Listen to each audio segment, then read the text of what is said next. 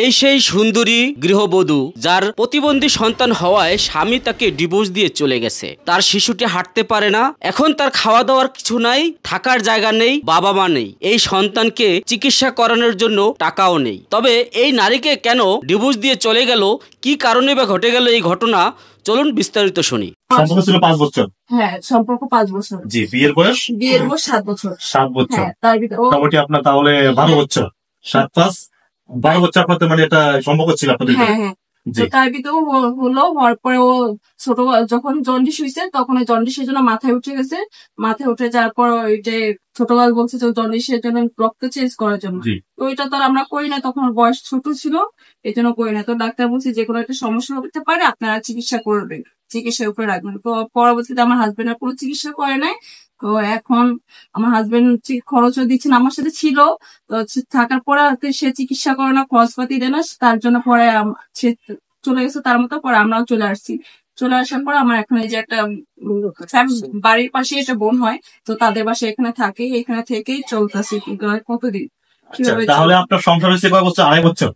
হ্যাঁ হ্যাঁ, আমার সন্তানের বয়স 2.5 বছর। স্বামীর সাথে 2.5 বছর সংসার করছেন নাকি? না, আরো বেশি। আরো বেশি। কত বছর হবে? 7 বছর তার সাথে আমার সংসার। 7 বছর ছিলেন? হ্যাঁ, 7 বছর ছিলাম। আচ্ছা, 7 বছর সংসার করার পরে আপনার স্বামী আজকে আপনাকে ফেলে রেখে চলে গেছে সন্তান প্রতিবন্ধী হওয়ার কারণে। আচ্ছা, স্বামী এটা কেন করলো? আপনার সন্তান প্রতিবন্ধী হয়েছে, এটা আল্লাহ বানাইছে, এটা সুস্থ হবে নাকি? আচ্ছা, কি কি সমস্যা হয়? কি কি সমস্যা একটু আমাকে। খিচুনি আছে। দাঁড়াতে পারে? না, দাঁড়াতে একটু দাঁড়া দেখি, একটু দাঁড়ানো দেখি। আমি দৌড়ে দেখতে পাচ্ছেন এই সন্তানটা, দেখেন একটি পুটপুটে বাচ্চা, দেখেন এই সন্তানটা প্রতিবন্ধী হওয়ার কারণে তার স্বামী তাকে ডিভোর্স দিয়ে চলে গেছে। এই যে এই সন্তানটা, আসলে সন্তানটা তো মনে করেন দোষ করেনি নাকি? আল্লাহ তাকে দুনিয়াতে পাঠাইছে প্রতিবন্ধী, হয়তো তার সবই ঠিক আছে, যে এমন না তার হাত নাই পাও নাই, তার কিন্তু হাতও আছে, পাও আছে এবং তার সবই আছে, কিন্তু সে দাঁড়াইতে পারে না, সে সারাক্ষণ শুয়ে থাকে। তার বয়স কত বছর হবে এখন? 2.5 বছর বয়স হয়েছে, কিন্তু সে এখনো হাঁটতে পারে না, দাঁড়াতে পারে না।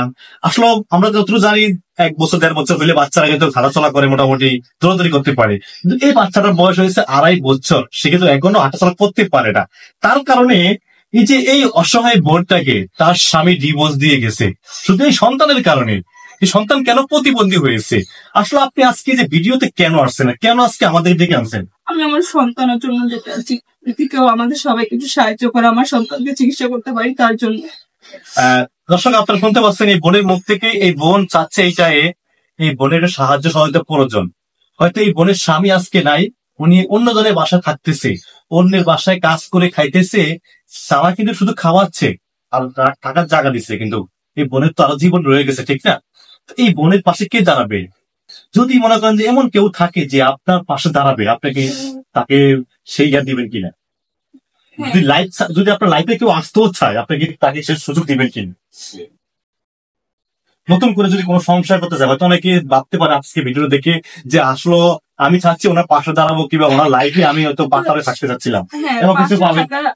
পাশে থাকার সব থেকে আমার সন্তানরা আগে। আচ্ছা, তার মানে আপনি বলতেছে এইটাই যে আমার লাইফের পরের চিন্তা কিন্তু আমার সন্তানকে আগে চিকিৎসা করতে হবে। দর্শক, আপনারা যে যেখান থেকে দেখতেছেন ভিডিওটি সবাই শেয়ার করে সবাইকে দেখার সুযোগ করে দিবেন, কারণ অনেকে কিন্তু সাহায্য হাত বাড়ায় যায়। এই যে এই বোনের সন্তানের মুখের দিকে তাকায়া 1 টাকা, 10 টাকা, 5 টাকা যে যা পারেন একটি বিকাশ নাম্বার দিব, সেই বিকাশে একটু সাহায্য হাত বাড়িয়ে দিবেন।